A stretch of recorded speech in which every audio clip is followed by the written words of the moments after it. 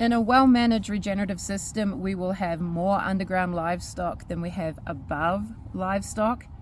Now, this can also play the opposite role in terms of you may have more insects and underground diversity chewing on roots than what you have above ground as well.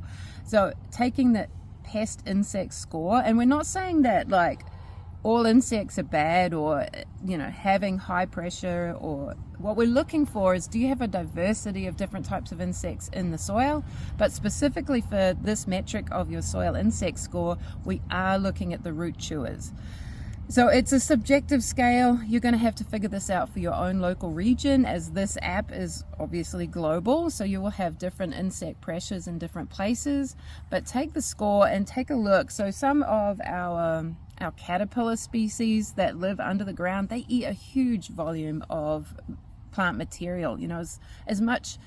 So let's say you have 2 of these caterpillars, they could be eating as much as 2,200 kilos of dry matter, or 2,200 pounds of dry matter per acre or per hectare, depending on where you are in the world. So they're consuming a huge volume of material. So you want to dig deep and take a look. Do we see small root chewers? Are you seeing wireworms, whatever they might be? Are you seeing mealybug? So mealybug is that white fungally looking powdery substance in the soil, and if you take a deeper look, you'll see, especially if you've got a looking lens, we really recommend like a jeweler's loupe to do this one, is to take a look and see there'll be this little pink female that's inside that massive white mesh that's in that soil system.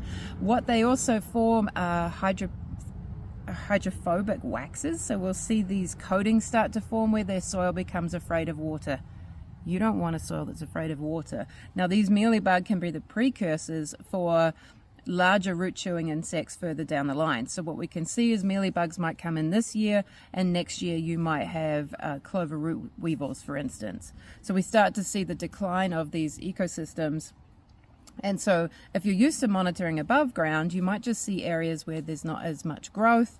There'll be lower patches, and if you dig in there, you'll find your insect pests. You might also see these strange holes, and those holes are made by birds looking for your insects. So dig a hole, take a look. What kind of insect species do you see? What are they indicating to you? So often you'll find lower bricks plants, so lower photosynthesis, then we will see your sap-sucking insects. Mealybug would be included with that.